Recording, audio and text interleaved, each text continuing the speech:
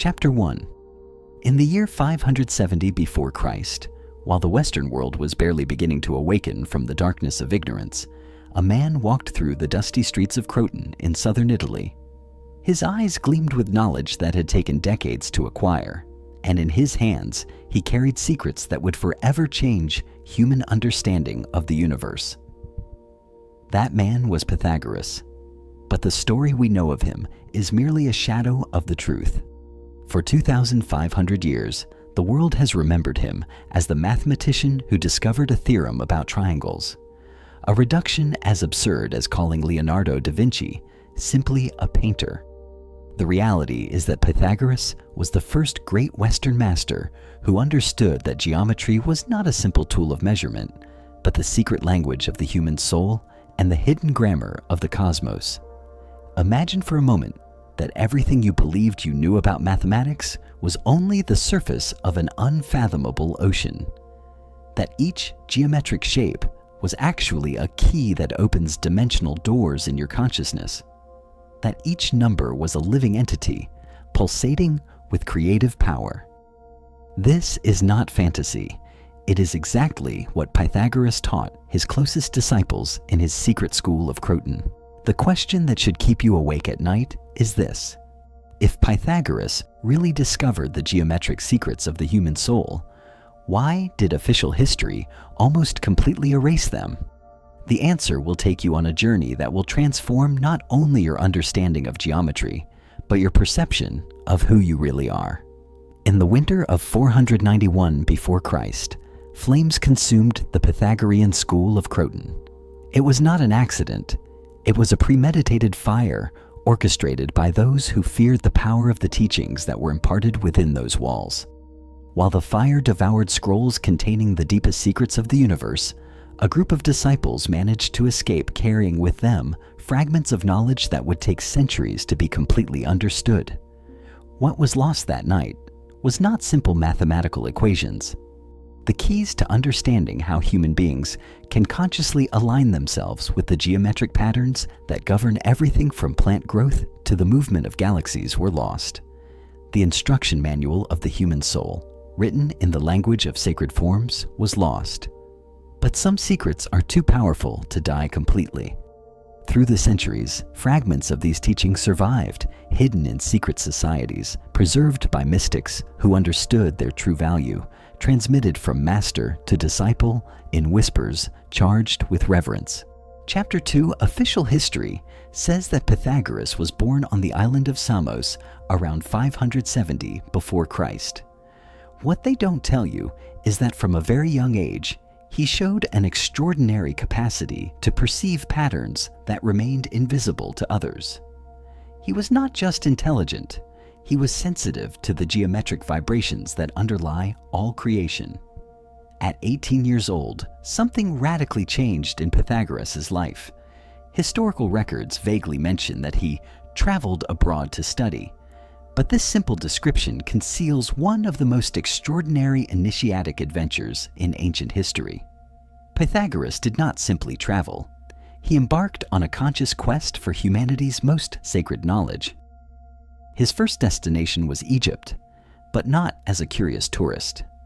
He arrived as a seeker determined to penetrate the deepest mysteries of the most advanced civilization of his time.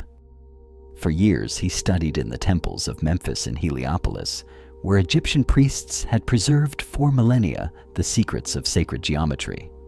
In those temples, he learned something that would change his perception forever. The pyramids were not simply monumental tombs. They were geometric machines designed to channel and concentrate specific cosmic energies.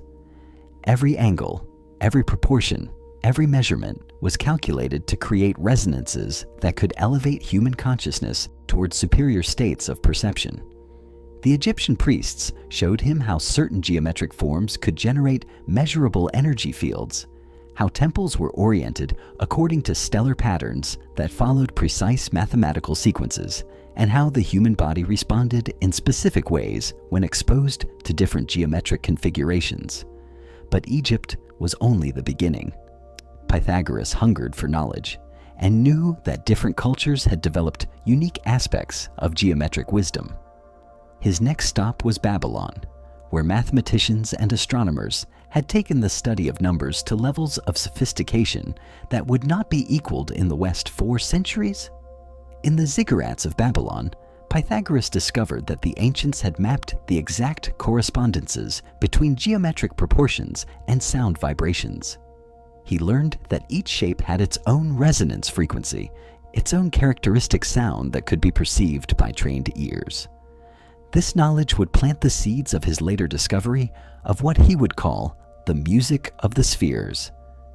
The Babylonian priests revealed something even more extraordinary. They had developed techniques to use specific combinations of geometric forms as healing tools.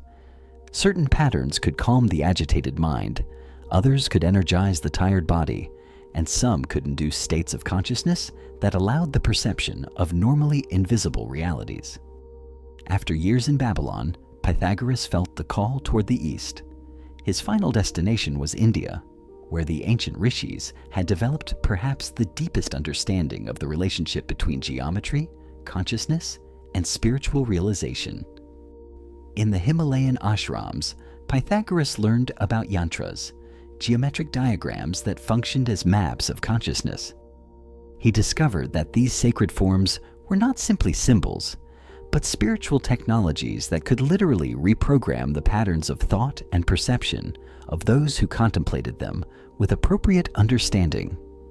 The Indian masters taught him that the entire universe is built according to specific geometric principles, and that human beings, as microcosms of the macrocosm, replicate these same patterns in their physical, emotional, and mental structure. He learned about chakras as geometric vortices of energy, each with its characteristic form, color, and frequency. For 20 years, Pythagoras absorbed this knowledge like a sponge. He was not a simple student. He had become an initiate of the deepest mysteries of existence. He had discovered that geometry was much more than lines and angles on paper. It was the source code of reality itself. Chapter 3, when Pythagoras returned to the Greek world around 530 before Christ, he was a transformed man.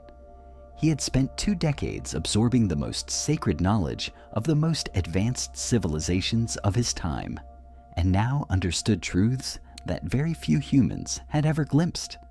But he knew this knowledge was too dangerous to be shared openly. The teachings he had received had the power to radically change human perception of themselves and the universe. In the wrong hands, they could be used to manipulate and control. In the right hands, they could free humanity from the limitations that kept human consciousness chained to diminished perceptions of reality. Therefore, when he established himself in Croton, he did not simply found a school.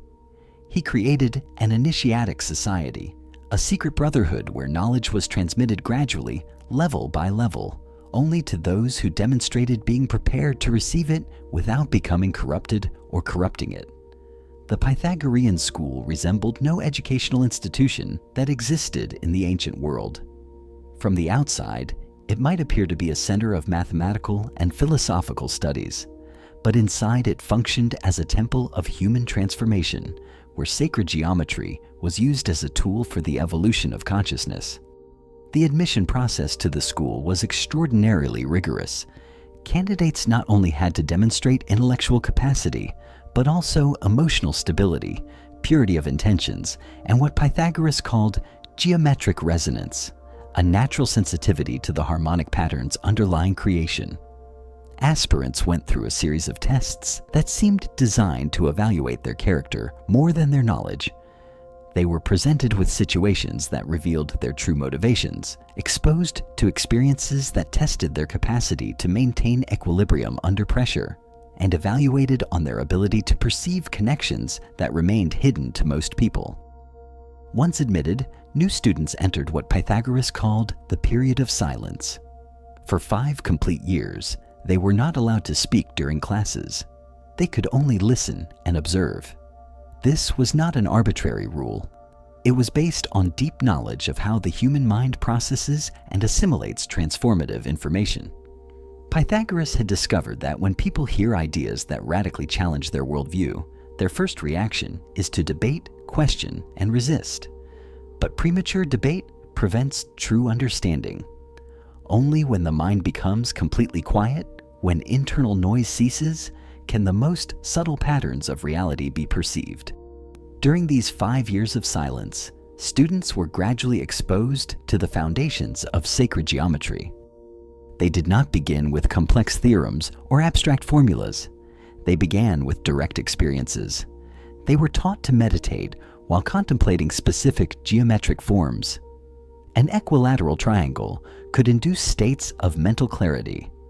A perfect circle could generate feelings of wholeness and completeness.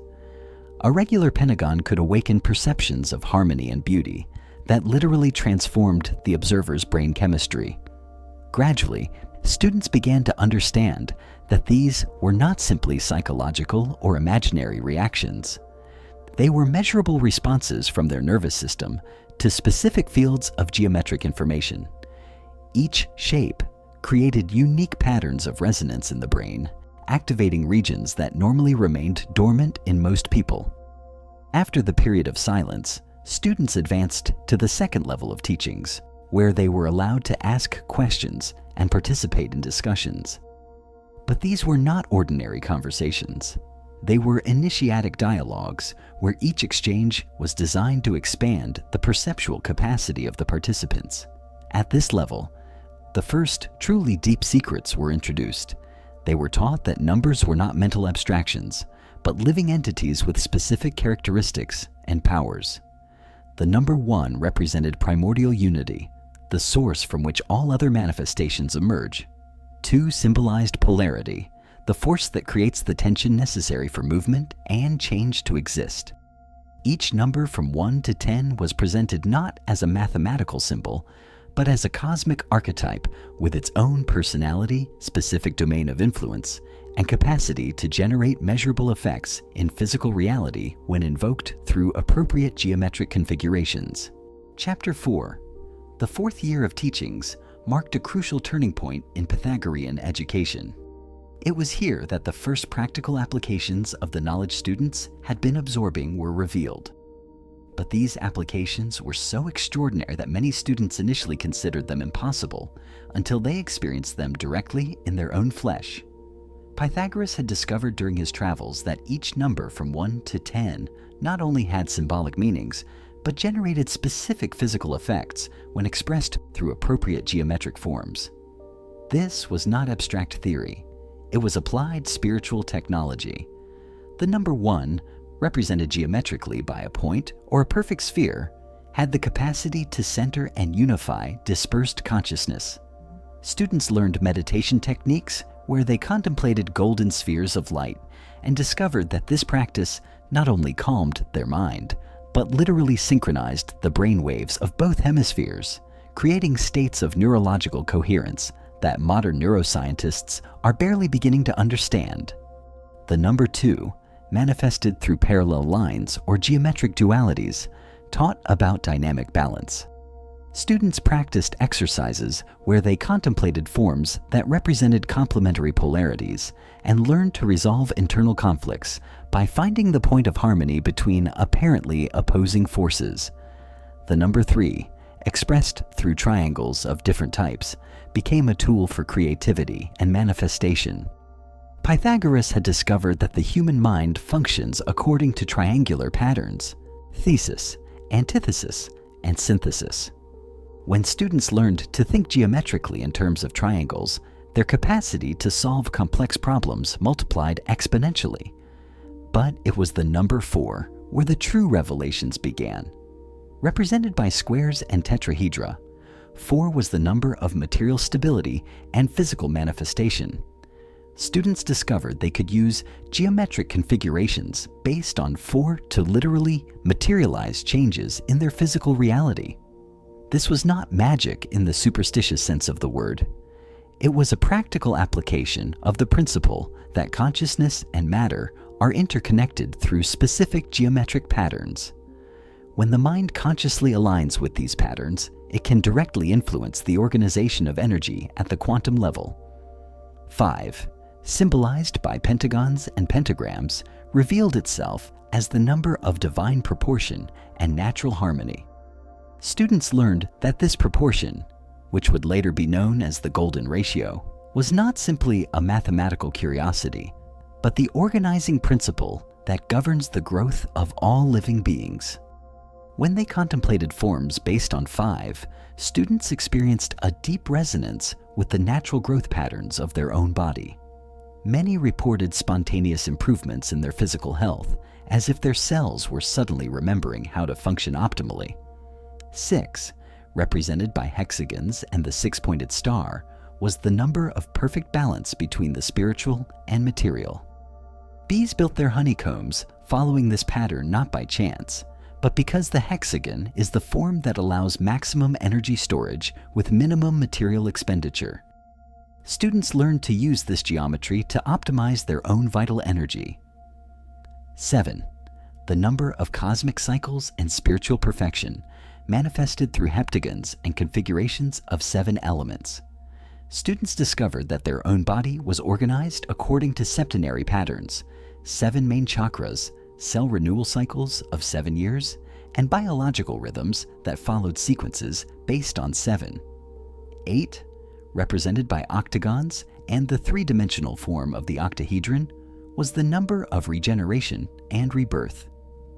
Geometric practices based on 8 had profound effects on the body's capacity to heal itself and renew its tissues. 9, symbolized by enneagons and configurations of 9 elements, represented the culmination of knowledge before returning to unity. Students who reached this level of teaching had developed capacities that made them almost unrecognizable compared to the people they had been when entering the school. Finally, 10 was presented as the number of perfection and completeness. Represented by decagons and by the tetractys, the triangular figure containing 10 points organized in 4 levels, 10 symbolized the conscious return to unity after having completely explored multiplicity. Chapter 5.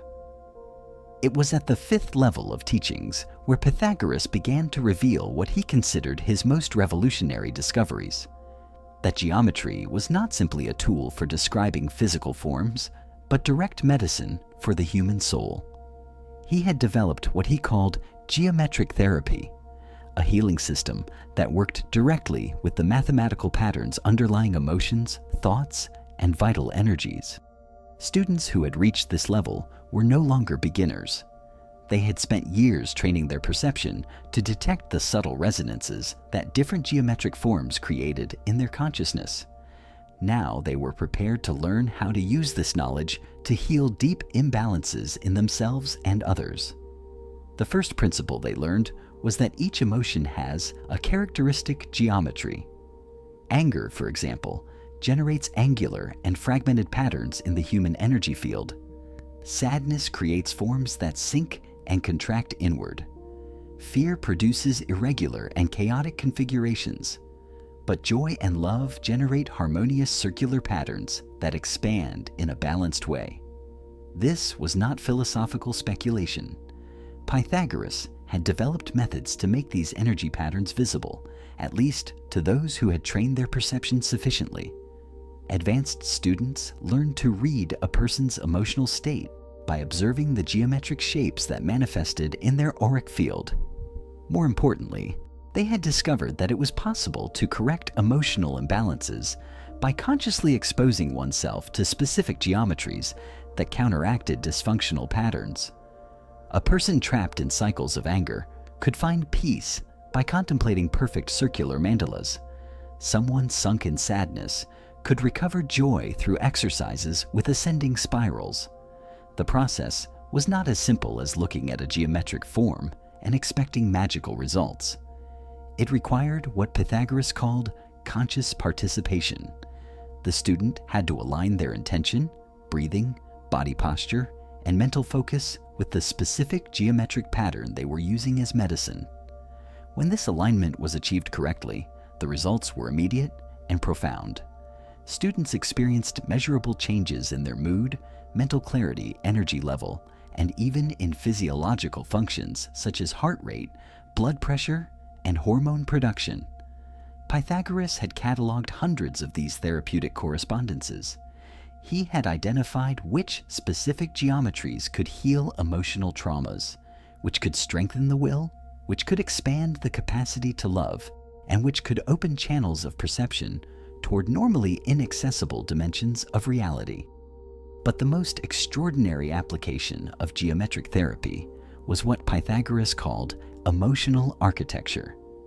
He had discovered that it was possible to design physical spaces using specific geometric proportions that automatically induced desired states of consciousness in those who occupied those spaces. The most sacred temples of antiquity had been built following these principles, although the knowledge had been gradually lost as civilizations declined. Pythagoras was recovering and systematizing this lost wisdom.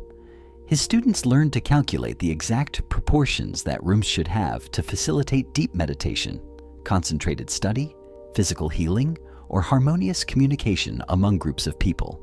Each human function had its corresponding optimal geometry. The school of Croton itself had been designed following these principles. Each room had specific proportions calculated to facilitate the type of learning that occurred in it.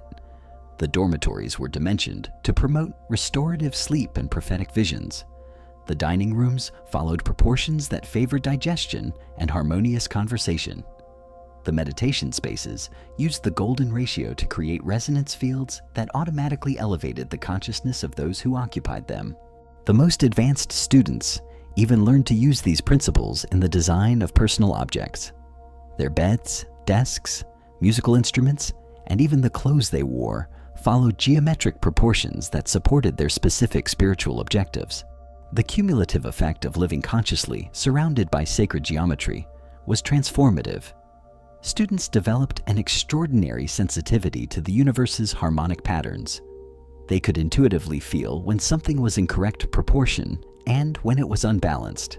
They became like human tuning forks, capable of detecting and correcting discordances in any system, physical, emotional, mental, or spiritual. This capacity made them natural healers, not because they had learned conventional medical techniques, but because they had developed the ability to perceive and correct the dysfunctional geometric patterns underlying all disease and suffering. Pythagoras taught them that illness was fundamentally a geometric distortion. When the body's energy patterns became deformed due to traumas, negative thoughts, toxic emotions, or unbalanced lifestyles, physical symptoms manifested. But if the underlying geometric distortions could be identified and corrected, health would restore itself naturally. This understanding was about to lead the most advanced students toward the most extraordinary discovery of all, that there exists a specific geometry that can awaken dormant capacities in human beings, abilities that most people would consider supernatural, but which are actually natural aspects of fully developed human consciousness. Students who had completed the first 5 levels of teaching were prepared to receive Pythagoras' deepest secrets. They were about to discover that everything they had learned up to that moment was merely preparation for revealing to them the most astonishing truth of all: that human beings are literally multidimensional geometric beings, and that understanding their true geometric structure is the key to developing their infinite potential.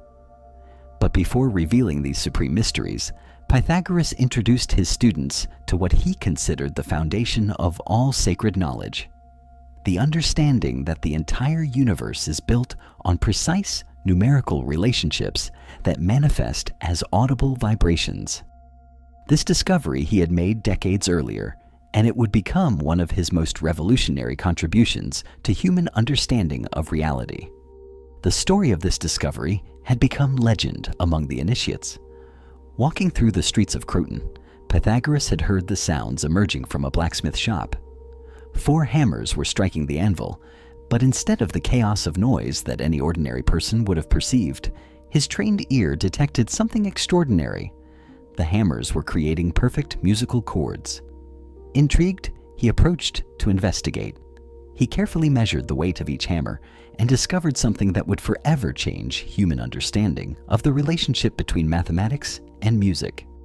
The hammers that produced harmonious sounds had weights that followed exact mathematical proportions, 2-1, 3-2, 4-3. This was not simply an academic discovery. Pythagoras realized he had found the key to understanding how the universe itself is tuned. If simple numerical relationships could create musical harmony, then everything in the cosmos, from the movement of planets to the beating of the human heart, must be following these same harmonic principles. He ran back to his school and began a series of experiments that would occupy years. Using tensioned strings, he discovered that when the length of a string is reduced to half, the sound it produces is exactly 1 octave higher. When reduced to 2/3, it produces a perfect fifth. When reduced to 3/4, a perfect fourth. These intervals were not arbitrary. They were the fundamental proportions that the human ear instinctively recognizes as harmonious. Pythagoras had discovered the mathematical laws that govern all music, but his visionary mind immediately saw the much deeper implications of this finding.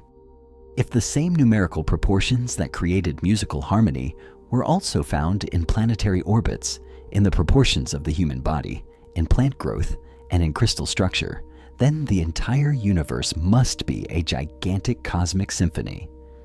Each planet, each star, each form of life must be emitting its own particular note in this universal orchestra. He taught his most advanced students techniques to directly perceive this music of the spheres. It was not a poetic metaphor. It was an acoustic reality that could be experienced by anyone who developed the appropriate auditory sensitivity. The exercises began with meditations where students concentrated on perceiving the most subtle sounds in their environment. Gradually, they learned to filter out superficial noises and tune their attention to increasingly refined vibrations. Some began to hear the sound produced by their own blood circulation. Others detected the frequencies emitted by different organs of their body. With continued practice, the most sensitive students began to perceive sounds that had no evident physical origin. These were the harmonics produced by the energy fields of plants, minerals, and even the thoughts and emotions of other people. They were gradually tuning into the fundamental vibrational level of reality. The most advanced eventually developed the capacity to hear what Pythagoras called the breathing of the earth. It was a deep, almost infrasonic sound that synchronized with the natural cycles of the planet. And beyond that, some exceptionally gifted initiates began to perceive the frequencies emitted by planets in their orbits around the sun. Pythagoras had developed a detailed map of these cosmic frequencies. Mercury, in its fast orbit close to the sun, produced high and brilliant notes. Venus emitted sweet and harmonious tones that corresponded to its association with love and beauty. Mars generated graver and more martial frequencies. Jupiter resonated with majestic and expansive chords, while Saturn produced the deepest and most contemplative tones of the solar system. But the most extraordinary discovery was that Earth itself was tuned to a specific frequency that corresponded perfectly with the proportions of the human body. Human beings were not separate observers of this cosmic symphony. They were musical instruments designed to resonate in harmony with planetary frequencies. When a person managed to consciously align their own vibration with these cosmic rhythms, they experienced what Pythagoras described as conscious participation in the universal symphony. It was a state of consciousness where the boundaries between individual and cosmos dissolved, and the person experienced themselves as a particular note in the infinite music of creation. These states were not simply abstract mystical experiences. They had measurable effects on the physical health, mental clarity, and perceptive capacities of those who experienced them. Students who learned to tune into cosmic frequencies developed extraordinary intuition, radiant health, and abilities that bordered on what ordinary people would consider supernatural. They could, for example, diagnose illnesses by listening to the discordances in the sound that a person's body produced. Each organ had its characteristic frequency when healthy and produced distorted harmonics when diseased. Pythagorean healers developed the ability to retune these detuned organs using specific combinations of sounds, geometric forms, and body movements. Furthermore, Pythagoras had discovered that certain combinations of sounds and geometries could induce altered states of consciousness where types of knowledge that normally remained hidden became accessible. His most advanced students developed prophetic capacities, could perceive distant events in time and space, and some even claimed to have established conscious communication with intelligences from other planes of existence. The school of Croton gradually became a center where human beings with capacities that far exceeded what was considered normal in the ancient world were being developed. But Pythagoras knew this knowledge was too dangerous to be revealed prematurely to the world.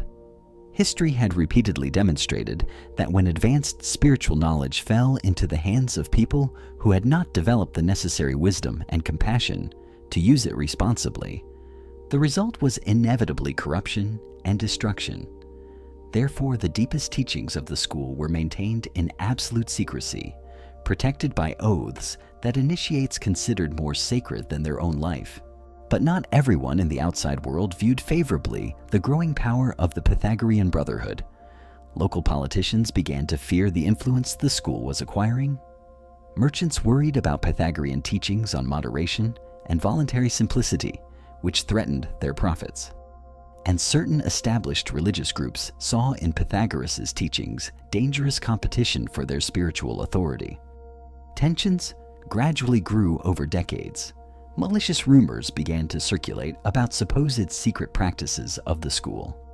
Pythagoreans were accused of elitism, political conspiracy, and even witchcraft. Most of these accusations were completely unfounded, but in an atmosphere of growing paranoia and resentment, truth mattered less than popular perception. Pythagoras, now an elderly man of more than 80 years, perceived that a crisis was approaching. His prophetic abilities, developed through decades of practice with the music of the spheres, showed him disturbing visions of the near future. He knew the days of his school were numbered, but he also knew that the seeds of knowledge he had planted would find ways to survive and flourish in new forms through the centuries. In his last teachings to the most advanced initiates, Pythagoras focused not on transmitting more information, but on preparing his disciples to preserve and transmit the essence of sacred geometric wisdom, regardless of what external catastrophes might occur. He taught them techniques to encode knowledge in apparently innocuous symbols, methods to recognize other carriers of the tradition, and above all, the sacred responsibility to transmit these teachings only to those who demonstrated being genuinely prepared to receive them. The elderly master knew that the knowledge he had gathered during his extraordinary life did not belong to any particular individual or institution. It belonged to humanity as a whole, but could only be revealed gradually as collective consciousness evolved sufficiently to handle it wisely. The events that would follow his death would confirm both his worst fears and his highest hopes.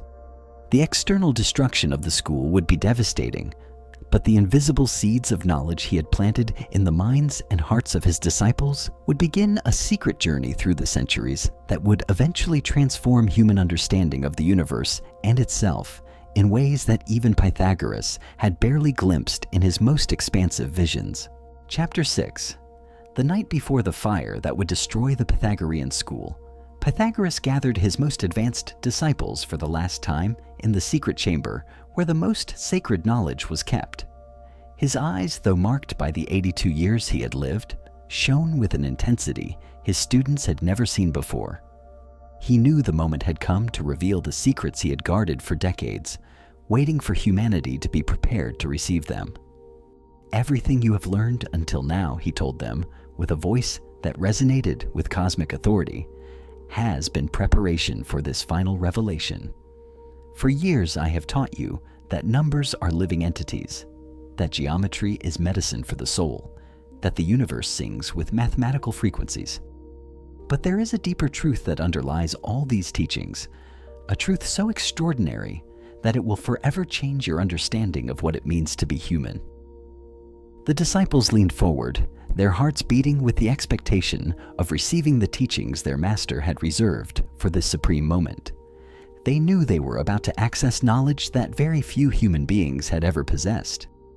Pythagoras moved toward a table where rested a collection of objects that appeared to have been carved from pure crystal.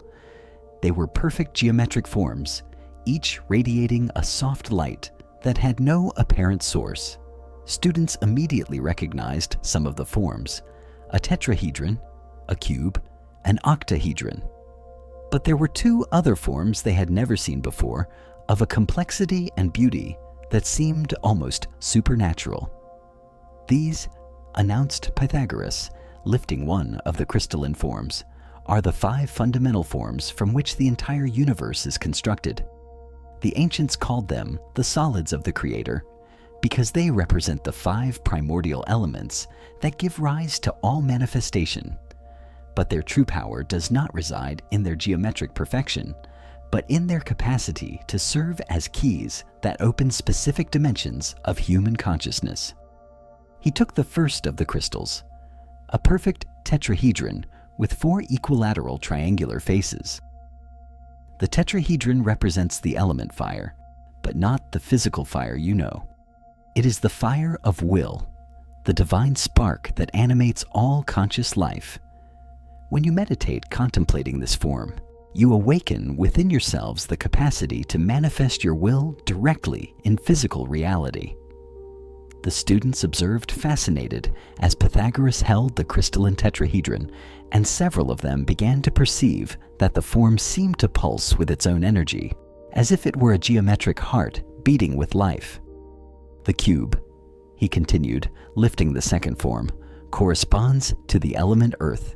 It represents stability, structure, the power to give solid form to abstract ideas. But its deepest secret is that it can anchor consciousness in the present moment with an intensity that converts each lived instant into an experience of eternity. The octahedron came next, its 8 triangular faces reflecting light in ways that created kaleidoscopic patterns on the chamber walls. This is the element air, the principle of movement and communication. When consciousness aligns with this geometry, it develops the capacity to perceive the thoughts and emotions of other beings, not as invasion of privacy, but as recognition of the fundamental unity that connects all minds. The fourth form was the icosahedron, with its 20 triangular faces creating a surface that seemed almost spherical. Water, explained Pythagoras, the element of fluidity and adaptation. This form teaches consciousness to flow around obstacles instead of crashing against them, to find the path of least resistance that inevitably leads toward the realization of the highest objectives. Finally, he lifted the most complex form of all, the dodecahedron, with its 12 perfect pentagonal faces. The light emanating from this form was different from the others, more subtle, but somehow more penetrating, as if it had the capacity to reach directly into the depths of the soul. And this, he said with a reverence that made all present feel they were in the presence of something sacred, is ether, the 5th element that the ancients knew but the world has forgotten. It is the substance from which consciousness itself is made, the unified field that connects all things. Meditating with this form opens perception to dimensions of reality that normally remain invisible. But Pythagoras' revelations had barely begun. What you must understand, he continued, is that these forms are not simply objects to contemplate. They are organizational patterns that exist within your own body, your mind, and your soul. Each of you is literally a miniature universe constructed according to these same sacred geometric principles. Chapter 7. The students listened with such intense attention that the silence in the secret chamber seemed to vibrate with energy. Pythagoras had begun to reveal knowledge that would forever transform their understanding of human nature, and each word he pronounced opened doors in their consciousness that they never knew existed. Your physical body, he explained while tracing diagrams in the air with movements that seemed to leave luminous traces, is organized according to the geometry of the cube. Observe the structure of your bones, the arrangement of your organs, the form of your extremities. Everything follows cubic and rectangular patterns that provide stability and solid structure. The disciples began to perceive this truth in their own flesh. When they directed their attention to their skeleton, they could feel how indeed their body followed cubic geometric principles that gave it solidity and physical presence. But your emotional body, continued Pythagoras, vibrates according to the patterns of the icosahedron. Emotions flow through you, following the currents that this geometry defines. When you understand this and learn to work consciously with these emotional currents, you can transform any mood simply by reorganizing the geometric patterns of your emotional field. It was an extraordinary revelation. Students immediately began experimenting with this teaching, directing their attention toward their emotions and trying to perceive the underlying geometric patterns. Some began to report that they could effectively see subtle icosahedral forms that seemed to organize and reorganize within them as their emotions changed. Your rational mind, the master continued, operates according to the geometry of the octahedron. Thoughts move through your consciousness, following octahedral trajectories, connecting ideas in ways that reflect the fundamental structure of this sacred form. When you learn to think geometrically, when you consciously align your mental processes with this underlying geometry, your capacity for understanding multiplies exponentially. Students were experiencing in real time the truths that Pythagoras was revealing to them. As they directed their attention toward their own thought processes and tried to perceive the underlying geometric structures, many began to experience levels of mental clarity they had never known before. Your spiritual will, he continued, manifests through tetrahedral patterns. It is the fire of conscious determination, the capacity to direct vital energy toward specific objectives.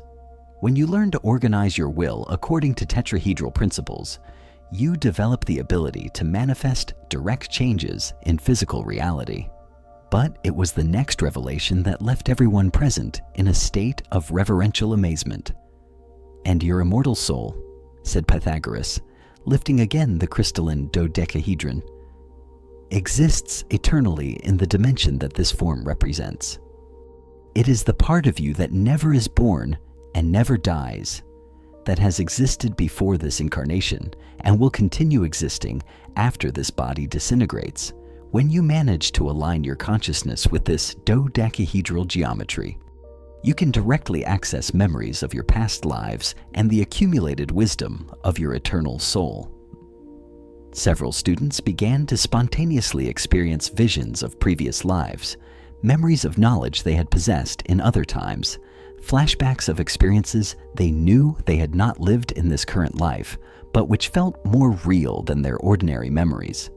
"But there is more," continued Pythagoras, perceiving that his disciples were prepared to receive the deepest teachings. "These 5 geometries do not operate in isolation in your being. They are constantly interacting, creating interference patterns that give rise to what you experience as personality, character, destiny." He moved toward a wall of the chamber where an extraordinarily complex diagram was traced.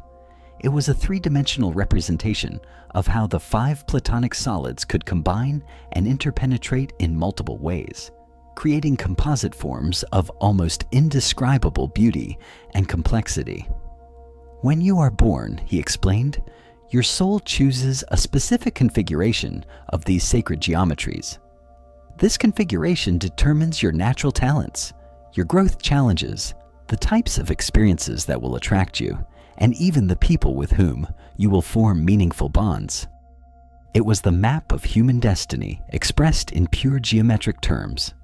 Students began to understand that what they experienced as coincidences, synchronicities, inexplicable attractions towards certain people or situations were actually the result of geometric resonances between their soul's configurations and the configurations of other beings and circumstances.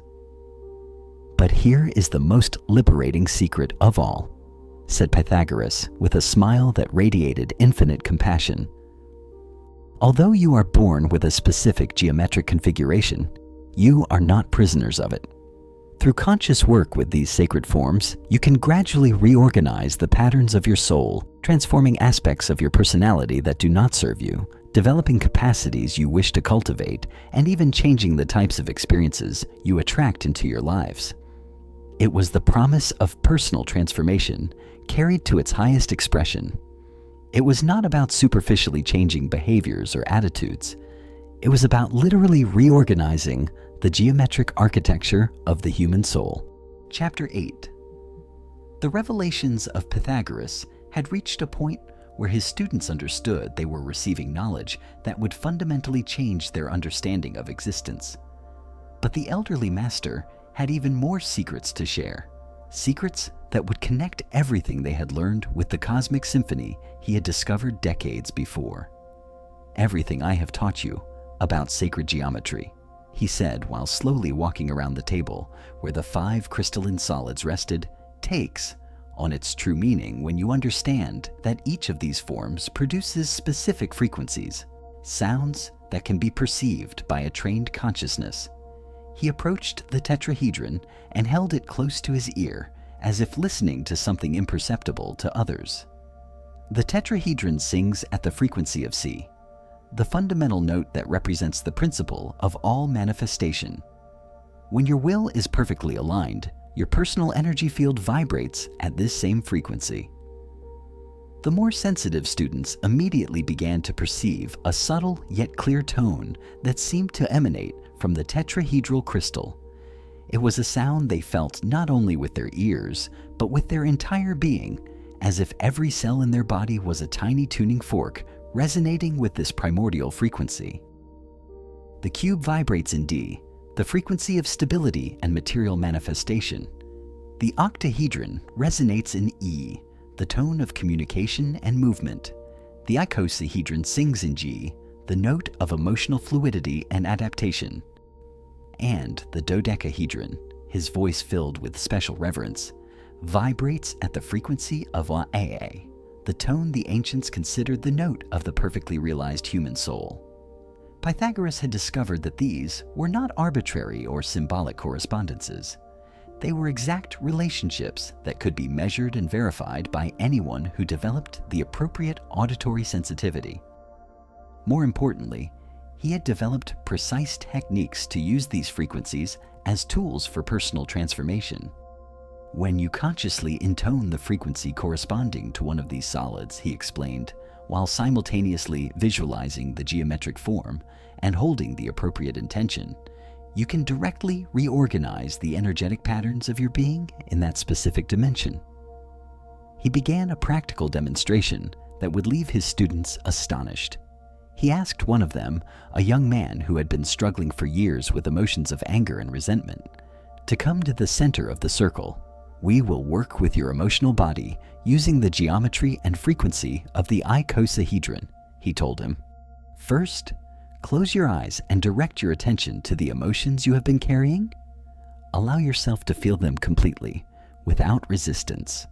The young man obeyed, and immediately his breathing became irregular as the repressed emotions began to emerge into the surface of his consciousness. The other students could perceive the disturbed energy field surrounding his body. "Now," continued Pythagoras, "hold those emotions in your awareness, but begin to intone the note G while visualizing a perfect icosahedron in the center of your heart. Allow the geometric form and the musical frequency to work together to reorganize the disturbed emotional patterns." What happened next defied everything the observers believed possible. As the young man intoned the frequency and visualized the geometric shape, his energy field began to visibly change. The chaotic turbulence that had surrounded his body gradually reorganized into harmonious and fluid patterns. Even more extraordinary, the change was immediately reflected in his internal emotional state. The emotions of anger and resentment were not simply suppressed or ignored. They were literally transformed into feelings of understanding, forgiveness, and peace. It was as if sacred geometry had provided a perfect mold into which the chaotic emotional energies could reorganize themselves constructively. "This is possible," explained Pythagoras, as the young man opened his eyes with an expression of awe and gratitude. Because emotions are not fixed entities. They are energy patterns that can be reorganized when we apply the appropriate frequencies and geometries. What we have just witnessed is healing in its most fundamental form. But the applications of this knowledge extended far beyond emotional healing. Pythagoras had discovered that every organ in the human body had its own characteristic geometry and corresponding resonant frequency. The heart vibrated according to patterns related to the dodecahedron. The brain followed complex octahedral configurations. The lungs resonated with icosahedral geometries. The liver operated on cubic principles. When an organ becomes sick, he explained, what is really happening is that it has lost its natural geometry and has fallen out of tune with its original frequency. True healing consists of helping the organ remember its correct geometric pattern and return to its natural vibration frequency. The Pythagorean healers had developed extraordinarily precise techniques to achieve these organic tunings.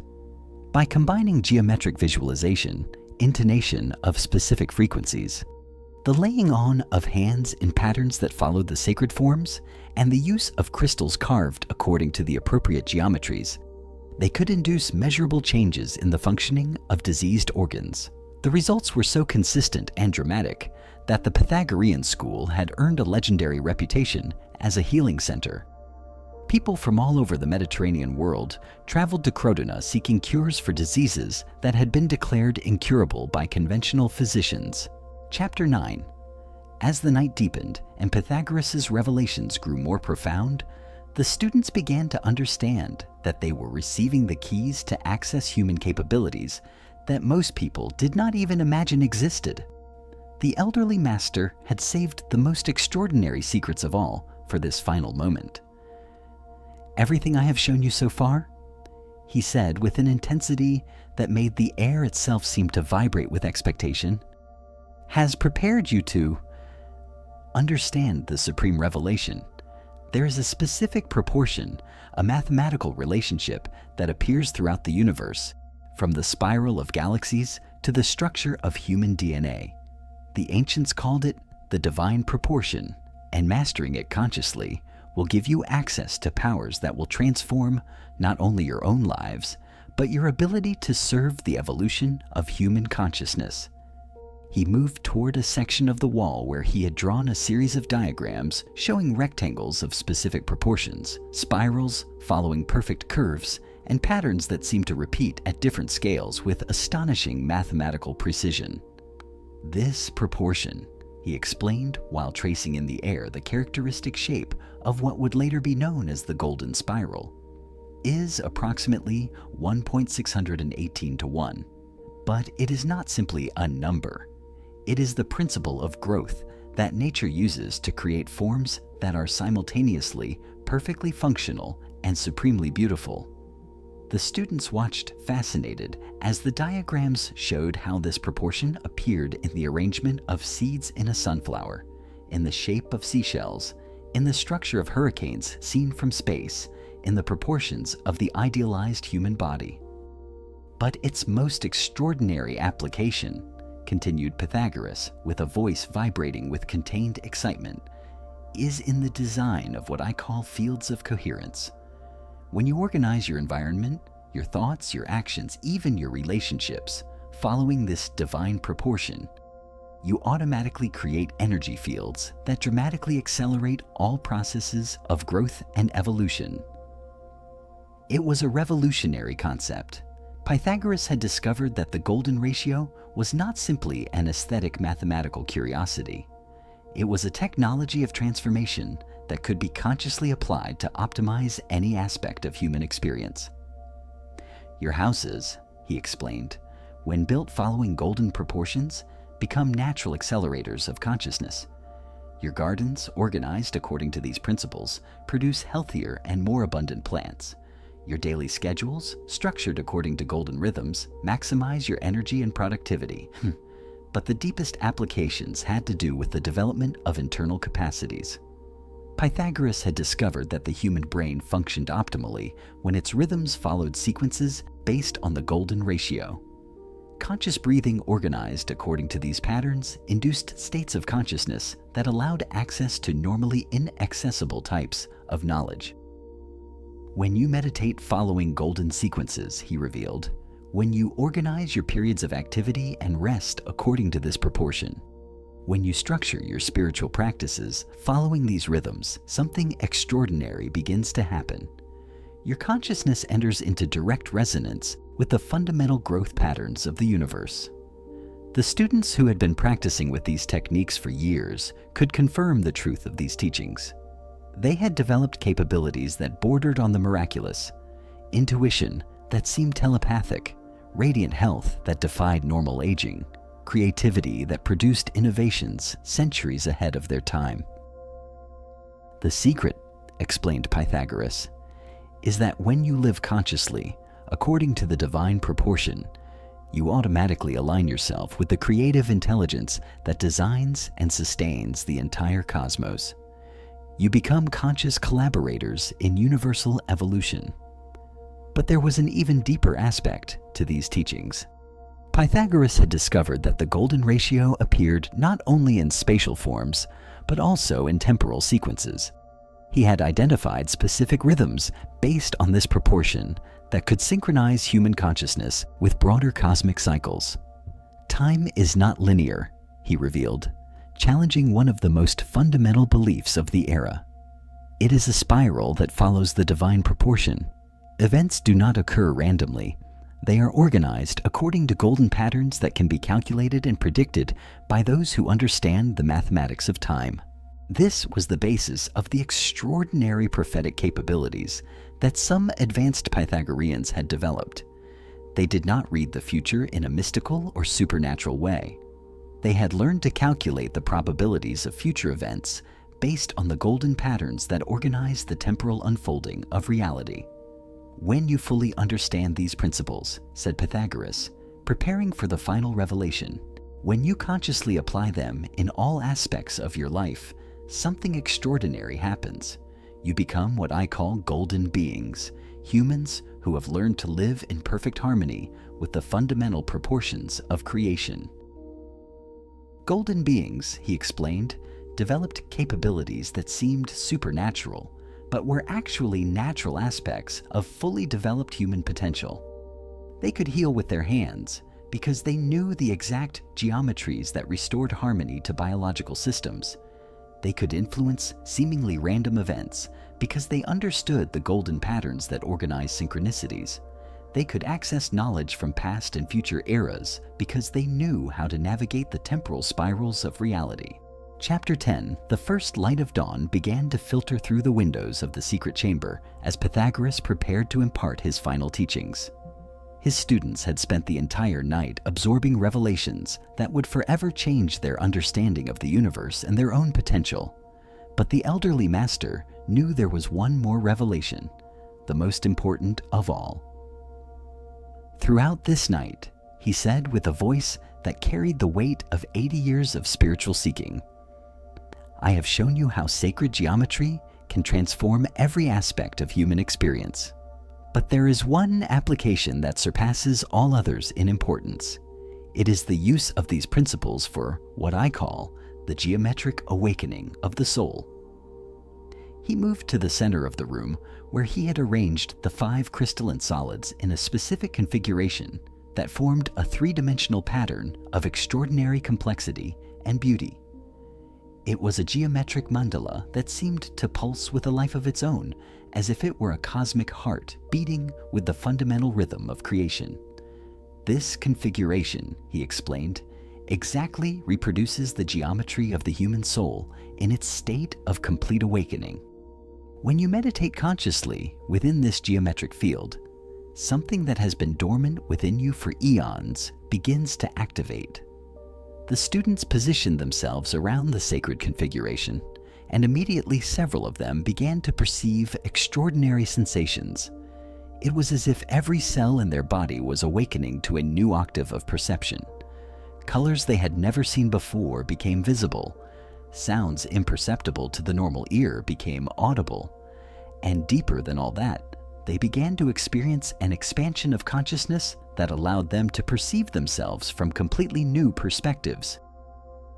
What you are experiencing, explained Pythagoras, is the awakening of what the ancient Egyptians called the Ka, the Hindus call the causal body, and I prefer to call the sacred geometric body. It is the energetic template that organizes all other aspects of your being. It was a revelation that connected all previous teachings into an extraordinary synthesis. The sacred geometric body was literally the sum total of all the forms and proportions they had been studying, organized into an integrated configuration that represented the human being at its maximum developmental potential. When this geometric body is fully activated, he continued, you develop what I call geometric vision.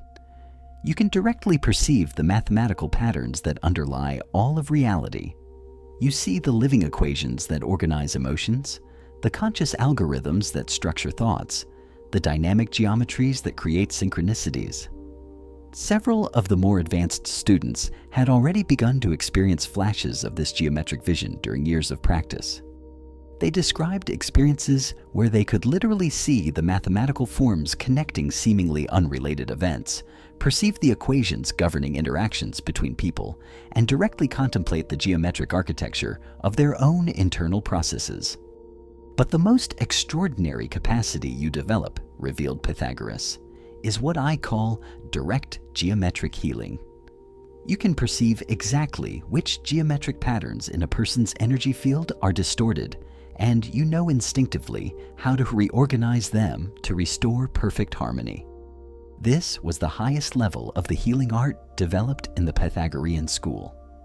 Healers who had reached this level could virtually cure any illness, not through medicines or physical procedures, but simply by consciously reorganizing the underlying geometric patterns that had created the dysfunction. And beyond healing, he continued with growing emotion, you develop the capacity for what I call conscious geometric co-creation. You can directly participate in the evolution of the universe, consciously contributing to the creation of new forms of beauty, harmony, and perfection. It was Pythagoras' vision for the future of humanity, a species that had learned to work consciously with the fundamental geometric principles of reality, actively contributing to cosmic evolution instead of being merely passive victims of seemingly random circumstances.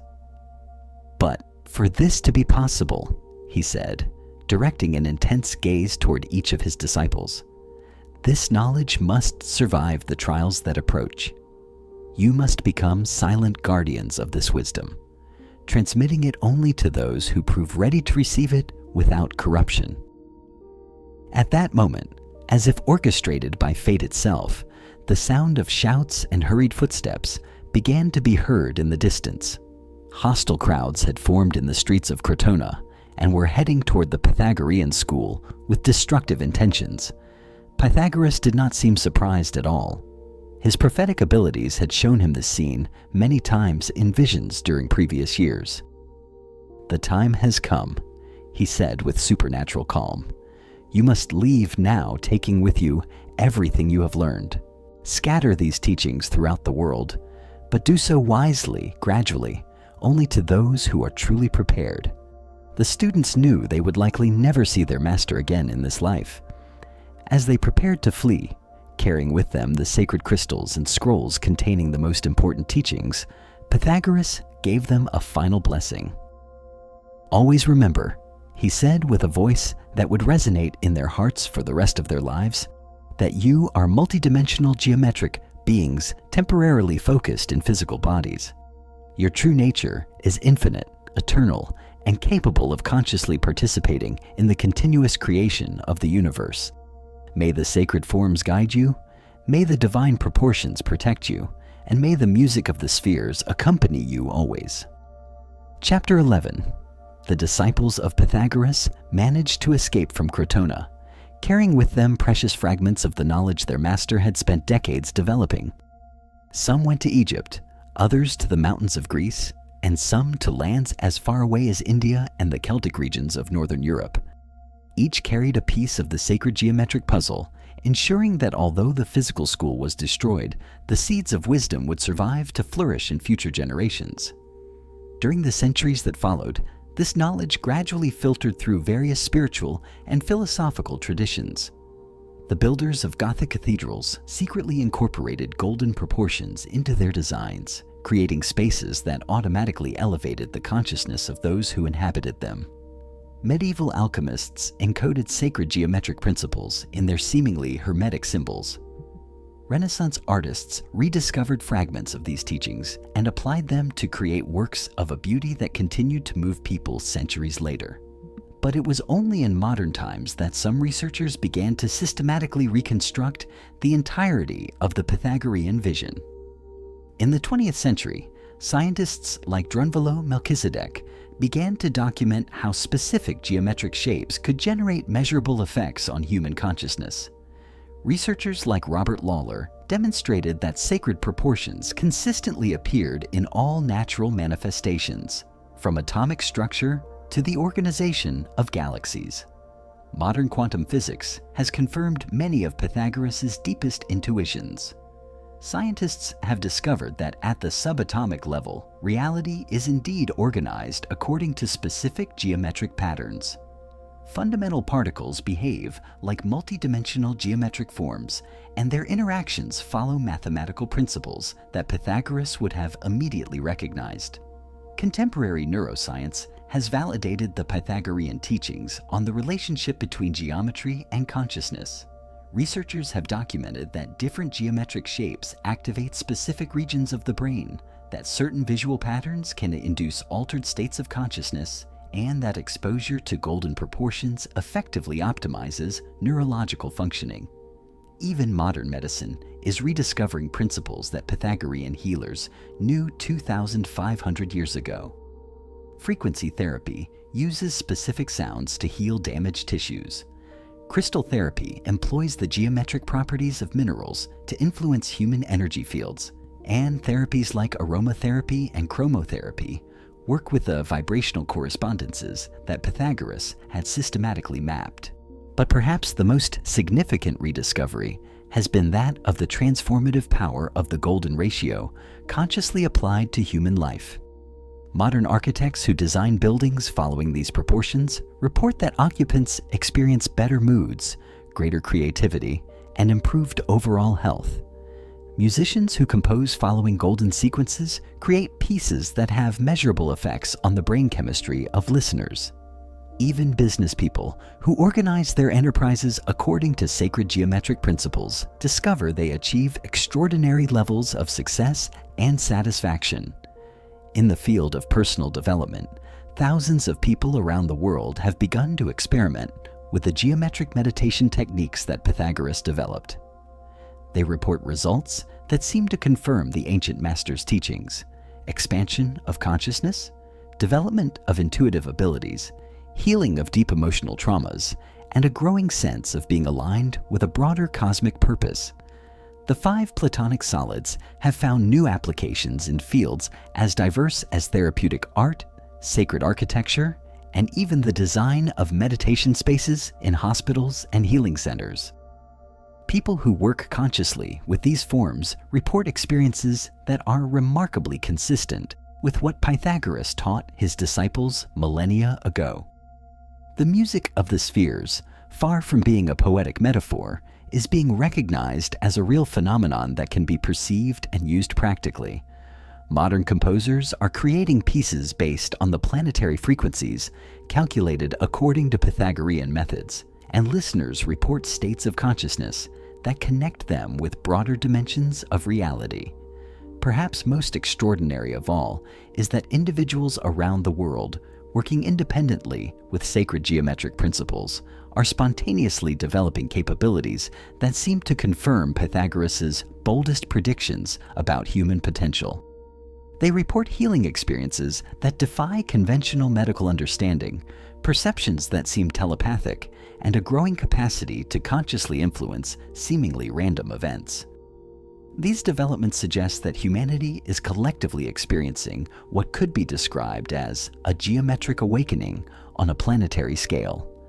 More and more people are discovering that working consciously with sacred forms and proportions is not an abstract esoteric practice, but a practical technology for the transformation of consciousness and the development of human potential.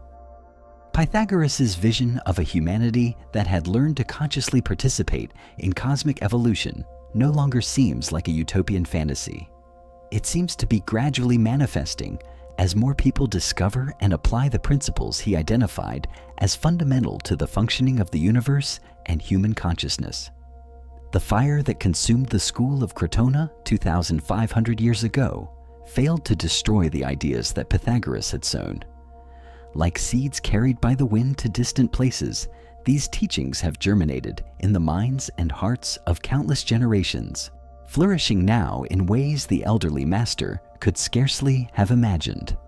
Today, when we contemplate the mathematical elegance of a DNA spiral, when we use quantum technologies that operate according to fundamental geometric principles, when we experience healing through specific frequencies, or when we feel our consciousness expand during the contemplation of sacred forms, we are participating in the living legacy of Pythagoras. His greatest teaching was not a theorem about triangles. It was the revelation that we are multidimensional geometric beings with the innate ability to consciously align ourselves with the mathematical patterns that organize reality. It was the demonstration that understanding our true geometric nature is the key to developing our infinite potential and actively contributing to the evolution of universal consciousness. The geometry of the soul that Pythagoras revealed to his closest disciples remains as revolutionary today as it was millennia ago. In a world that often seems fragmented and devoid of meaning, these principles offer a unified understanding of our place in the cosmos and our potential to consciously participate in the continuous creation of reality. The sacred forms continue to await rediscovery by each new generation. The divine proportions continue to offer their gifts of harmony and beauty to those who learn to perceive and work with them. And the music of the spheres continues to sound for those who develop the ears to hear it. Chapter 12. But the most extraordinary legacy of Pythagoras is not in history books or in the modern applications of his discoveries. It is in you, at this very moment, as you listen to these words and something within you recognizes the truth of what is being revealed. Because every human being is born with the innate capacity to perceive and work consciously with the sacred geometry that organizes their own existence. The question you should ask yourself now is not whether these teachings are true. The question is, are you ready to begin experimenting directly with the principles that Pythagoras discovered 2,500 years ago? Are you ready to discover for yourself what happens when you begin to live consciously aligned with the fundamental proportions of the universe? You do not need to travel to ancient Egyptian temples or find secret masters in remote mountains. The most sophisticated laboratories for exploring the geometry of the soul are available to you 24 hours a day. Your own consciousness, your own body, your own energy field, your own emotions and thoughts.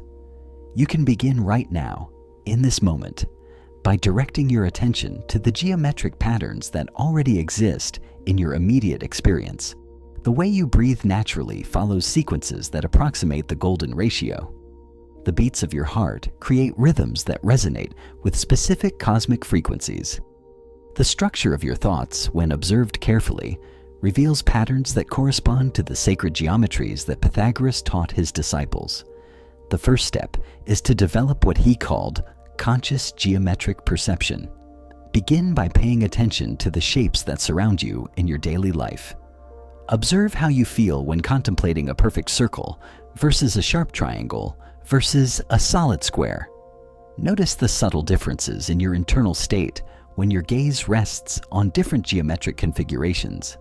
Experiment with consciously organizing your physical space following golden proportions. Rearrange the furniture in your room so the distances between them follow the 1.618 to 1 proportion. Observe how the feeling of the space changes, how your mood is modified when you spend time in an environment organized according to sacred geometric principles. Practice what Pythagoras called geometric breathing. Inhale for 3 seconds, hold your breath for 5 seconds, exhale for 8 seconds. This sequence, based on the Fibonacci sequence that generates the golden ratio, automatically synchronizes your nervous system with fundamental cosmic patterns. Practice this for just 5 minutes daily and observe the changes in your mental clarity, emotional stability, and energy level. Explore the meditation with sacred forms that was central to Pythagorean teachings. Find images of the 5 Platonic solids and dedicate time to contemplate each one. Begin with 5 minutes of concentrated contemplation of the tetrahedron, observing what sensations, thoughts, or insights emerge spontaneously.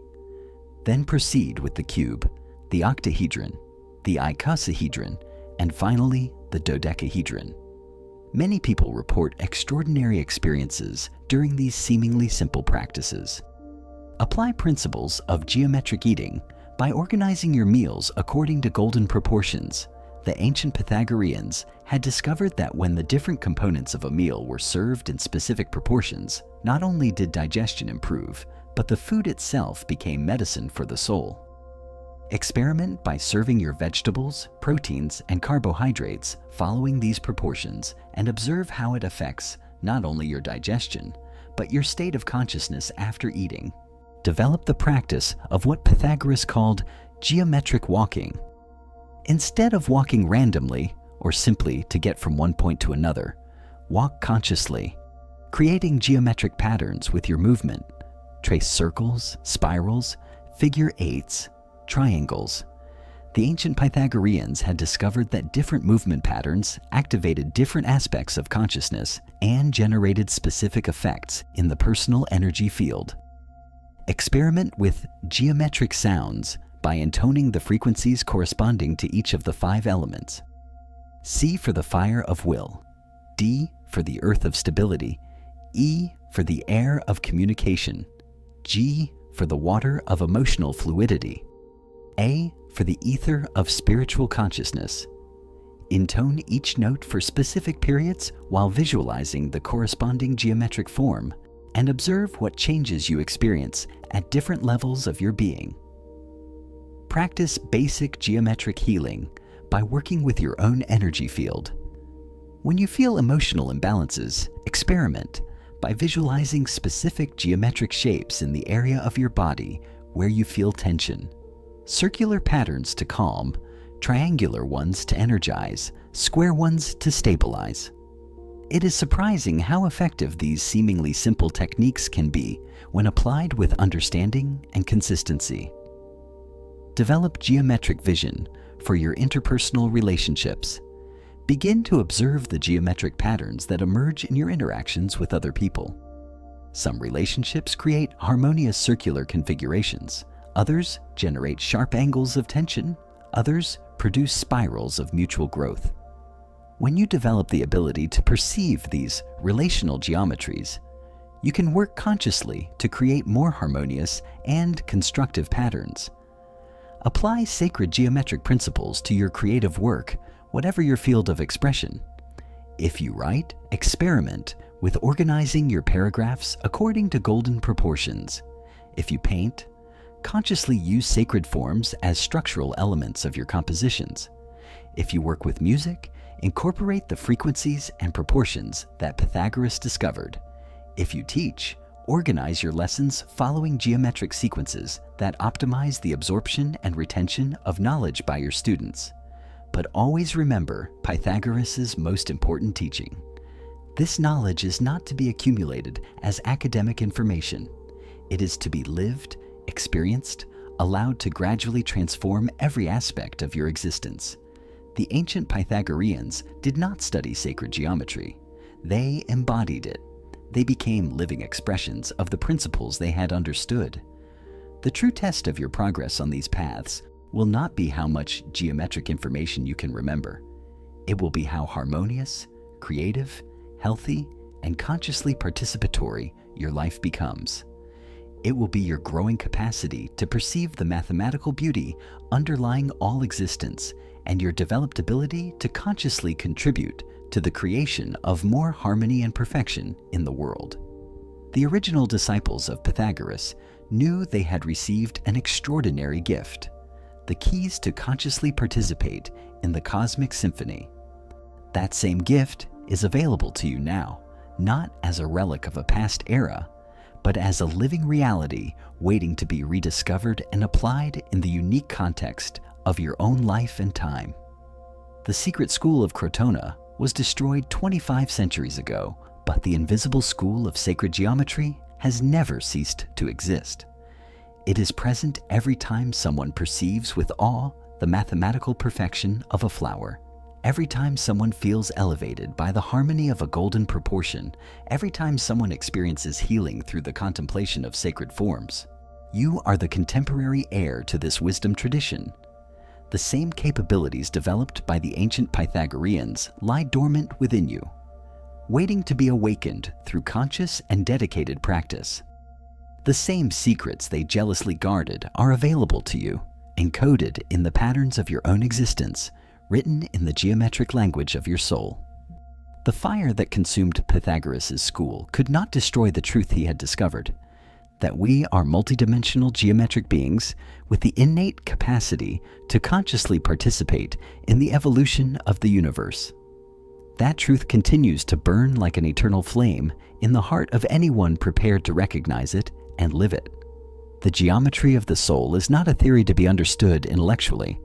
It is a reality to be experienced directly.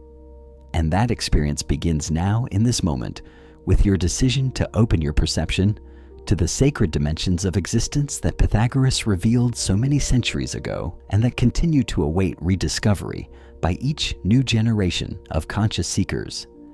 The sacred forms are calling you. The divine proportions are inviting you. The music of the spheres is sounding for you. The only question that remains is, will you answer the call?